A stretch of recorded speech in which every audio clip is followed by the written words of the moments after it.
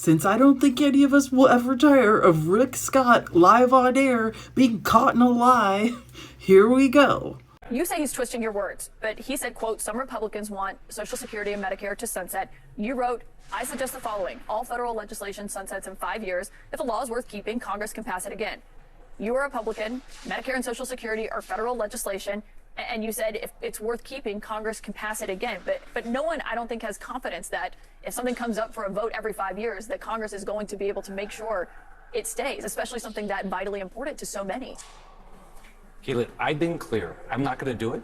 In contrast, let's remember, just a few months ago, all Democrats voted and Joe Biden signed a bill to cut $280 billion out of Medicare. $280 billion cut out of Medicare. That's not true, Senator. We talked about this the other day when you were on the program, what passed in the Inflation Reduction Act, reducing drug spending, is not cutting benefits to Medicare. Okay, Caitlin, let me just read you something Jake Tapper said.